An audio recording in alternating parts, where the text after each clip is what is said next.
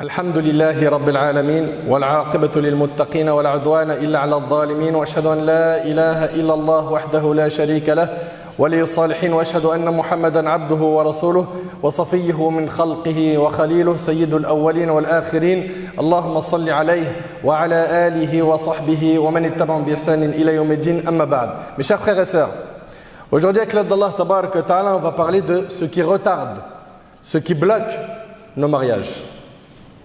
Ce qui retarde et ce qui bloque nos mariages. Allah Tabarak wa Ta'ala nous ordonne dans le Coran de nous entraider dans l'accomplissement des bonnes œuvres et la piété. Allah Ta'ala il dit وَتَعَاوَنُوا عَلَى الْبِرِّ وَالتَّقْوَى وَلَا تَعَاوَنُوا عَلَى الْإِثْمِ وَالْعُدْوَانِ وَاتَّقُوا اللَّهَ إِنَّ اللَّهَ شَدِيدُ الْعِقَابِ. Entraidez-vous dans l'accomplissement des bonnes œuvres et de la piété et ne vous entraidez pas dans le péché et la transgression et craignez Allah car Allah est certes dur en punition. Mes chers frères et sœurs, parmi les choses dans lesquelles il faut s'entraider, il y a le mariage. Le mariage, le fait de s'investir pour aider nos enfants à se marier. Le fait de faciliter aux prétendants le mariage en diminuant les exigences. Car aujourd'hui, malheureusement, c'est devenu très difficile de se marier. Pourquoi ? Car pour se marier, il faut payer tant en dot.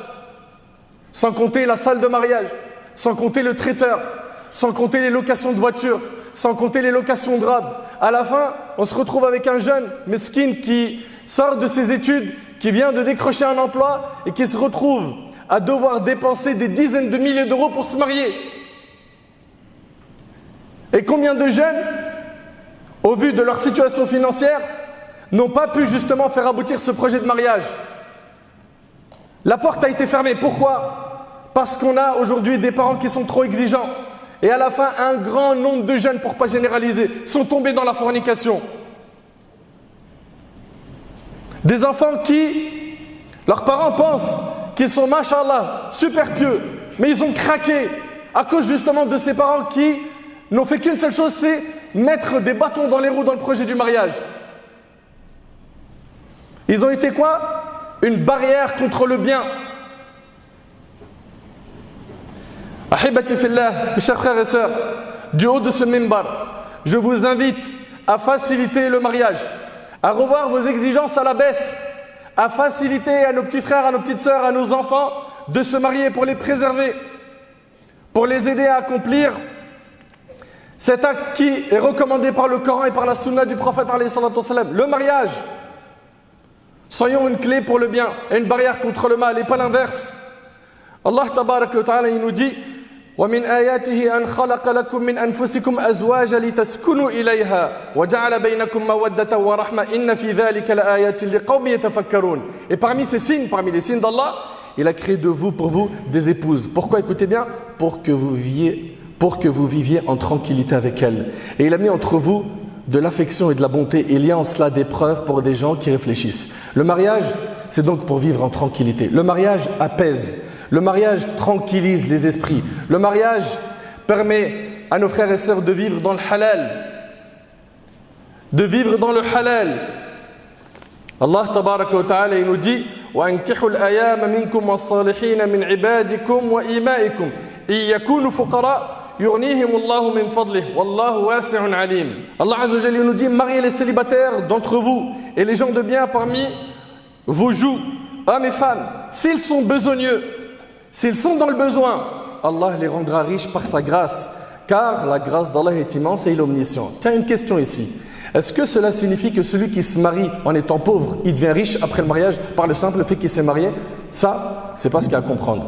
Beaucoup de gens pensent que tu te maries, tu deviens riche. Parce qu'Allah tabaraka wa ta'ala dit, s'ils sont besogneux, ils sont dans le besoin, Allah les rendra riches par sa grâce. Mais que signifie ici le terme riche? On va voir ici ce que disent les savants concernant Allah les rendra riches par sa grâce. Al-Sheikh As-Sa'di, rahimahullah, il dit, écoutez bien, ولا شك أن كثيرا ممن تزوجوا لم يحصل لهم الغنى بالمال وماتوا وهم فقراء وقد ذكر العلماء رحمهم الله أوجها كثيرة للجمع بين هذا الواقع. Ici il dit il n'y a pas de doute concernant le fait que beaucoup de gens se sont mariés et ils n'ont pas eu la richesse financière et ils sont même morts pauvres. Donc que signifie le verset? Il est très important, Allah barik fikum, quand on évoque des versets ou des hadiths du prophète, qu'on les lise à la lumière de la compréhension de nos ancêtres, les pieux prédécesseurs. Ici, subhanallah, ce qui est voulu, c'est quoi? أنه ليس المقصود بالغنى في الآية الغنى بالمال وإنما المراد غنى النفس وهو القناعة. Ce qui est voulu ici par la richesse, ce n'est pas la richesse par l'argent. C'est quoi? C'est par al-qana'a, le contentement, le fait de se satisfaire de ce qu'Allah nous a donné. Voilà ce que signifie ici la richesse. Al-qana'a. Ici, il nous dit donc c'est al-qana'a wa hadha al-ghina afdal min ghina al-mal. Et d'ailleurs, avoir cette richesse, la richesse du cœur, le fait d'être satisfait de ce qu'Allah nous a donné, c'est mieux que la richesse par l'argent. Et également, l'imam al-Qurtubi rahimahullah, il dit أنه ليس المقصود بالفقر والغنى في الآية المال. Il dit ce qui est voulu ici par la richesse et la pauvreté dans ce verset, c'est pas l'argent. C'est qu'en fait Allah subhanahu wa ta'ala, par le biais de ce mariage, il va le combler. Par quoi? Par le halal qui lui fermera la porte de la fornication. Donc on voit ici que ce qui est voulu, c'est quoi? C'est que tu vas voir le contentement dans ton cœur. Tu seras satisfait du destin d'Allah. Tu seras donc qani', c'est-à-dire quoi? Tu es satisfait de ce qu'Allah t'a accordé. Dans le hadith d'Ibn Mas'ud, le prophète sallallahu alayhi wa sallam a dit: Ya ma'ashara al-shabab, man istata'a al-ba'ata falyatazawwaj. Oh les jeunes, que celui qui est en mesure de se marier parmi vous le fasse. Ça veut dire quoi exactement, celui qui est en mesure de se marier? Ça veut dire quoi? Il faut qu'on explique chaque propos pour que les choses soient bien claires dans les esprits de chacun. Le prophète sallallahu alayhi wa sallam a dit: oh les jeunes, que celui qui est en mesure de se marier parmi vous le fasse. C'est mieux pour le regard et la protection du sexe que celui qui ne peut pas se marier jeûne, car le jeûne lui servira de protection, rapporté par le Bukhari et le Muslim. Al-ba'ata ici, dans la langue, l'imam al-Nawawi rahimahullah, il dit que les savants ont divergé concernant le sens de ce terme, de celui qui est en mesure de se marier. Il y a deux opinions concernant cette phrase, celui qui est en mesure de se marier. La première, c'est qu'il est en mesure d'avoir des rapports intimes. La deuxième explication qui a été donnée, c'est quoi? C'est qu'il a les moyens d'assumer un foyer. Ok? Et les savants disent qu'il faudra réunir ces deux sens. C'est-à-dire qu'il a les moyens physiques d'avoir des rapports et donc plus tard d'avoir des enfants. Ok? Et la deuxième explication, c'est qu'il a également les moyens d'assumer un foyer. D'assumer un foyer. Ahibati fillah, le mariage a été la voie des prophètes. Allah tabarak wa ta'ala, il dit: وَلَقَدْ أَرْسَلْنَا رُسُلًا مِنْ قَبْلِكَ وَجَعَلْنَا لَهُمْ أَزْوَاجًا وَذُرِّيَّةً. Et nous avons certes envoyé avant toi des messagers et leur avons donné des épouses et des descendants. Et notre bien-aimé alayhi salatu wassalam, vous connaissez très bien le hadith des trois hommes qui sont venus demander aux femmes du prophète sallam à propos de son adoration. À la fin du hadith, le prophète sallam, il a dit: par Allah, je crains Allah plus que vous et je suis le plus pieux parmi vous, mais je ne jeûne pas tous les jours. Je ne prie pas toutes les nuits, c'est-à-dire qu'il jeûne et il rompt le jeûne, il prie et il dort. Et il a dit: et j'épouse les femmes, celui qui refuse ma tradition ne fait pas partie des nôtres, rapporté par l'imam al-Bukhari et Muslim. Mes chers frères et sœurs, le mariage contient énormément de bienfaits.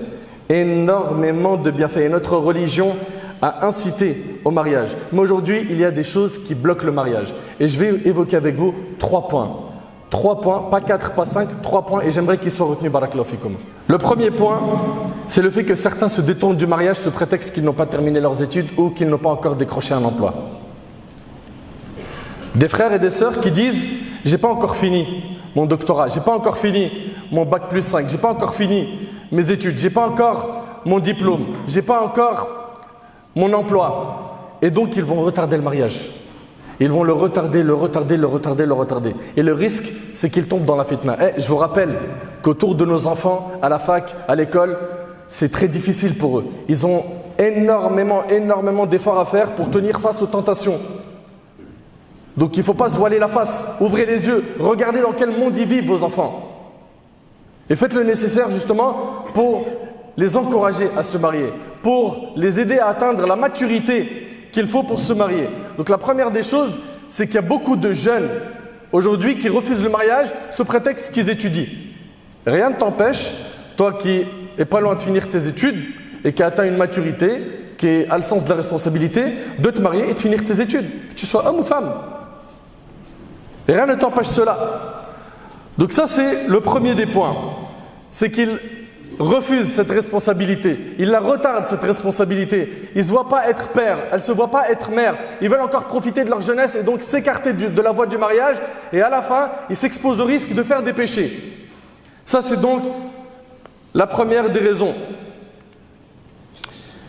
Et ils oublient que le prophète alayhi salatu wassalam, dans le hadith de Tirmidhi, il a dit 3 personnes, Allah doit les aider. 3 personnes, Allah doit les aider. Parmi eux, l'homme qui cherche à se marier. Si toi tu veux te marier, t'inquiète pas, Allah tabaraka wa ta'ala, il va t'aider. La deuxième raison pour laquelle aujourd'hui le mariage c'est compliqué, a été bloqué pour certains, après avoir parlé du fait que, il y en a, ils retardent le mariage pour les études, le travail. Deuxième raison, c'est quoi? C'est l'exigence financière de certaines familles. Aujourd'hui, on a l'impression que notre frère, pour qu'il se marie, il doit payer ce qu'on paye pour transférer un joueur de foot. Non mais c'est de l'abus. C'est de l'abus. On lui en demande trop. Notre petit frère, il vient de finir ses études, il vient à peine de signer son CDI, ou il va le signer, et on lui dit, on veut une salle de mariage qui coûte 10 000 €, on veut une location de voiture, on veut des cortèges, on veut une limousine, on veut des robes de mariage. Attention, hein, c'est des locations de robes, hein, c'est-à-dire il lui en faudra plusieurs. Le traiteur, c'est tant. Et puis après, le voyage, tu vas aller où après? Le lune de miel, tu vas aller où? Et donc, notre petit frère, il se retrouve face à une famille qui lui demande plus de 20-30 000 € juste pour cette nuit-là. Sans compter le logement, sans compter l'équipement du logement. C'est trop. Vous êtes en train de fermer la porte à nos petits frères. Vous rendez la vie dure. Vous allez en l'encontre des principes de l'islam. Pourquoi? Parce que vous voulez faire comme vos amis, vos proches, ceux qui ont entendu que une telle parmi les filles, mashallah, on a dépensé pour elle tant, sa dot elle était de tant, et donc ils font des comparaisons. Des comparaisons avec les gens qui ont énormément dépensé. Et on vient, on prend notre petit frère et on lui en demande trop. À la fin, qu'est-ce qui se passe? Lui, il ne peut pas se marier parce qu'il ne peut pas assumer toutes ses demandes. Leur fille, elle est frustrée. Puis ces frustrations-là se multiplient. Le diable travaille pour les corrompre. Et à cause de certains parents, pour ne pas généraliser, énormément de jeunes sont tombés dans ce zina. Oui. Des papas et des mamans pieux et pieuses qui ne savent même pas comment fonctionne le cerveau de sa fille. Tellement ça bouillonne. Elle n'en peut plus. Et leur fils également. Et au lieu de faciliter le mariage, non. Non ma fille, un de perdu, 10 de retrouvé. Mais ça c'est dans tes rêves.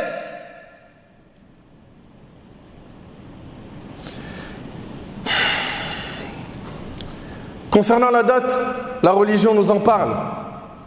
Et c'est un devoir. Allah tabaraka wa ta'ala dit wa atun nisaa sadaqatihinna nihla, et donnez aux épouses leur dot de bonne grâce.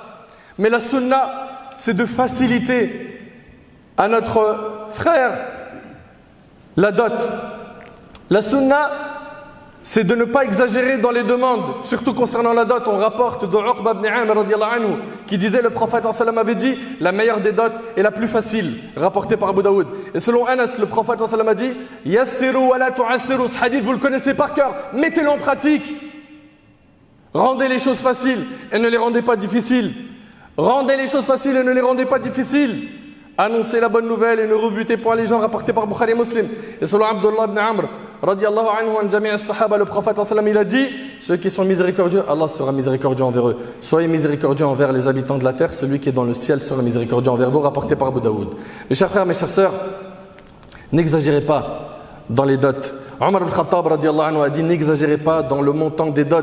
Si c'était une bonne action ici-bas ou un acte pieux pour l'au-delà, le prophète l'aurait fait avant vous. Vous entendez ce que dit Omar al-Khattab radiyallahu anhu? Si c'était quelque chose de bien, un acte de piété, de demander beaucoup au niveau de la dot, le prophète sallallahu alayhi wa sallam, il nous aurait devancé dans cela. Mais il n'a pas donné en dot à une de ses femmes, ni il n'a réclamé en dot pour une de ses filles plus de 12 onces. Et l'once équivaut à 40 dirhams. Et on rapporte d'Abi Salama ibn Abdurrahman qui disait, j'ai demandé à Aïcha radiyallahu anha, l'épouse du prophète sallallahu alayhi wa sallam, quel est le montant de la dot que le prophète sallallahu alayhi wa sallam avait donné d'habitude? Elle répondit, il donnait à ses femmes 12 uqiyya. Et écoutez bien, 12 uqiyya, une uqiyya c'est 40 dirhams. 12 uqiyya ça fait donc 480 dirhams. Et un H. Et un H ça fait 20 dirhams, ce qui donne 500 dirhams comme dot que le prophète a donné à ses épouses. 500 dirhams. Et je vous rappelle que le nisab de la zakat était de 200 dirhams. C'est-à-dire 2 fois et demi le nisab de la zakat. Ce n'est pas insignifiant. Mais on fait en fonction des moyens de la personne qui est en face de nous. Mes chers frères, mes chères sœurs, facilitons le mariage. Craignons Allah. Craignons Allah. Le prophète a ordonné à Abdurrahman ibn Auf de faire al-walima, le repas de noces, en lui disant awlim walaw bisha. Fais la walima, le repas de noces, ne serait-ce qu'en sacrifiant un mouton. Ce qui veut dire fais un repas pour célébrer le mariage rapporté par le Bukhari. Et aujourd'hui, vous avez vu ce qu'on sacrifie? C'est pas un mouton, c'est un traiteur qui coûte 5 000 €, voire plus. C'est énorme. Parmi les repas de noces du prophète, parlons de celui de Zaynab bint Jahsh, il y avait du pain et de la viande. Ok? Donc quand il y avait moyen d'avoir de la viande, il y avait de la viande, selon les moyens. Et écoutez bien, dans ce hadith rapporté par le Bukhari, le prophète il s'est arrêté 3 jours sur le chemin du retour entre Khaybar et Médine, où il a célébré son mariage. Le repas de noces fut composé de dattes, de lait caillé et de beurre, il n'y avait pas de viande. Oui, un repas de noces sans viande, ça existe. Anas radiyallahu anhu, il rapporte, et c'est dans le Bukhari. J'allais inviter les musulmans au repas de noces et comme il n'y avait ni pain ni viande, le prophète ordonna d'étendre des nappes et d'y placer des dattes, du fromage et du beurre. Tel fut le repas de noces donné pour Safiya. Radiyallahu ta'ala. Le hadith il est rapporté par le Bukhari. Et il est où le problème? Le problème il est où? Il est dans notre nefs, dans notre ego. Mais qu'est-ce qu'ils vont dire les gens? Voilà ce qu'on est devenu. Aujourd'hui on dépend du regard des gens. On vit pour le regard des gens. On fait pour les gens, on délaisse pour les gens. À croire que les gens, tu as des comptes à leur rendre yawm al-qiyamah. Ou que c'est une divinité que tu dois adorer les gens. Mais réveillez-vous. Donc concernant la dot, on voit bien ici qu'on fait selon ce qu'on peut. Et concernant le repas de noces, pareil. Tu arrives à imaginer que le prophète, le meilleur homme, dans un de ses repas de noces, pour pas dire tous les repas de noces, c'était des dattes. Et quoi? Du lait caillé et du beurre. Allahu Akbar. Allahu Akbar. Mais non, aujourd'hui, nous ce qui nous incombe, c'est quoi? C'est de faire comme les autres. C'est d'être comme un tel et comme un tel. Faire copier-coller, tout simplement. Copier-coller, copier-coller, copier-coller. Et si on ne fait pas copier-coller, on va dire quoi? Qu'est-ce qu'ils vont dire les gens? Ils vont dire que tu as jeté ta fille. Tu ne l'as pas respectée. Tu ne l'as pas donné de prime. Tu ne l'as pas donné de valeur. Si, tu l'as donné de la valeur. Parce que ce que tu as analysé dans un premier temps, c'était quoi? Les textes de la religion. Et tu as facilité le mariage à ta fille. Et à ce jeune qui réunit les qualités qu'il faut. Pourquoi? Pour justement être le mari de ta fille. Mes chers frères, mes chères sœurs, ne soyez pas de ceux qui regardent les gens et qui se comparent avec les gens. C'est la moussiba de notre époque aujourd'hui. Des gens qui se disent, mais attends, mais ce mariage-là, il a coûté que 600 €. Regarde les autres. C'était minimum 10, 15 000 € entre la dot, les robes, la salle. Non, ne soyez pas de cela. Le plus important pour vous, c'est quoi? C'est le profil là, qui est venu aujourd'hui pour demander ma fille. Est-ce que c'est un vrai bonhomme ou pas? Est-ce qu'il est responsable? Est-ce qu'il est mature? Est-ce qu'il est dans la religion? Oui, il est de bonne famille. Bismillah. Je lui facilite le mariage. Même si financièrement ça va pas trop, je l'aide. Comment ça je l'aide? T'es le beau-père? Oui, tu lui facilites. Pourquoi? Parce que plus tard, ta fille elle sera entre de bonnes mains, bi'idhnillah. Mais si toi tu cherches que quelqu'un qui a beaucoup de drahim, beaucoup d'argent et qu'il est loin d'Allah, c'est la catastrophe pour ta fille. Si tu fais partie plutôt de ceux qui visent que l'argent et pas la religion, bah tu sais quoi? Ta fille, il va se comporter avec elle comme si c'était une marchandise. Il va lui dire, c'est moi qui t'ai acheté. C'est moi qui t'a ramené, c'est moi qui t'a donné, c'est moi qui t'a fait. Voilà ce qu'il va faire. Ta fille, ça sera une marchandise qui sera lésée chez lui. À cause de toi, tu as fait le mauvais choix. Ne suivez surtout pas les faibles d'esprit. Les faibles d'esprit, c'est ceux qui sont en train de faire des comparaisons avec ceux qui ont gratté le jackpot par qui? Par ce petit jeune qui a énormément d'argent, qui a demandé sa fille en mariage. Ne soyez pas de cela. Ne soyez pas de cela. Et pour mes petits frères et mes petites sœurs, je sais que c'est difficile ce que vous vivez. Wallahi al-azim, je sais. Je sais que vous avez envie de vous marier, que vous avez trouvé des bons profils et qu'à chaque fois, il y a papa ou maman qui viennent vous dire non, ou les deux. Non, non, non, non, non, c'est difficile. Craignez Allah et patientez. Craignez Allah et patientez. Ne craquez pas. Vous inquiétez pas, Allah tabaraka wa ta'ala va vous faciliter. Allah ta'ala il dit وَمَن يَتَّقِ اللَّهَ يَجْعَلْ لَهُ مَخْرَجًا وَيَرْزُقْهُ مِنْ حَيْثُ لَا يَحْتَسِبُ. Et quiconque craint Allah, il lui donnera une issue favorable et lui accordera ses dons par des moyens sur lesquels il ne comptait pas. Troisième et dernière raison pour laquelle aujourd'hui les mariages sont bloqués, on a dit 1, ils retardent pour les études, le travail, etc. 2, c'est parce qu'il y a trop d'exigences au niveau de l'argent et le matériel. 3, et c'est la dernière raison, c'est qu'il y a des refus de mariage injustes. Des bons profils. Mashallah, le frère, il a ramené une sœur, elle est bien dans la religion, elle est bien éduquée, correcte, de bonne famille, mais toujours on est là à chercher la petite bête. Tellement exigeant qu'aujourd'hui on a des sœurs à cause de leurs parents, qu'Allah y pardonne à ces parents-là, elles ont dépassé la trentaine et elles désespèrent de voir quelqu'un taper à leur porte pour se marier. Pourquoi? Parce que les parents ils sont là à exiger des choses qui ne sont pas religieuses. Ils ne craignent plus Allah. Ma fille, moi tu veux te marier, pas de problème, regarde. On est d'origine X ou Y, je ne vais pas te donner une origine, mais si tu ne me ramènes pas quelqu'un non seulement de la même origine et du même village, tu n'auras pas ce mariage. Pourquoi Allah yabarik fikum? Pourquoi? La même origine, je comprends. Pourquoi du même village? Pourquoi? Vous êtes en train de rendre difficile l'accès au mariage. Wallahi al-azim que vous êtes en train de faire du mal. Vous ne savez pas encore une fois comment ça bouillonne dans le cerveau de nos jeunes. Les tentations sont trop nombreuses autour d'eux. Et puis ils voient en plus de cela leurs amis qui sont en train de se marier et eux, ils ont un blocage à cause de parents injustes. Craignez Allah, taqullah, vous allez mourir un jour. Et vous allez laisser derrière vous des filles et des garçons qui ne se sont pas mariés à cause de vous, injustement. Ils vont arriver à 35-40 ans et quand ils vont vouloir se marier, il se peut qu'ils se marient bien évidemment et il se peut que certains disent « Mais si elle n'est pas mariée jusqu'à 35 ans, c'est qu'il y a sûrement quelque chose de bizarre. » Oui, effectivement, il y a quelque chose de bizarre. Ses parents. Ses parents. Enfin, craignez Allah. Craignez Allah et arrêtez de faire n'importe quoi. Arrêtez de faire n'importe quoi. Le prophète alayhi salatu wassalam, il nous dit si un homme vient pour demander la main de votre fille que vous êtes satisfait de sa pratique et de son comportement dans l'islam, alors offrez-lui votre fille en mariage. Autrement, vous répandriez la corruption et sèmeriez une grande discorde sur terre rapportée par l'imam al-Tirmidhi. Et puis pour la femme, on sait très bien que le critère le plus important, c'est la religion. Ce sont les critères les plus importants. Fallah yahfazkum, barakallahu fikum. Revenez aux critères de la religion et arrêtez de revenir aux critères de votre village, de vos amis, de vos proches. Et de suivre bêtement des critères qui ne sont pas des critères religieux, qui ont pour résultat que nos petits frères et nos petites sœurs aujourd'hui sont frustrés, que nos petits frères et nos petites sœurs aujourd'hui n'ont pas accès au mariage, voire beaucoup d'entre eux sont tombés dans la fornication ou ne sont pas loin de tomber dans ce péché. Enfin, j'invite mes frères ainsi que mes sœurs ici présents de faire le nécessaire pour diffuser ces paroles autour de nous.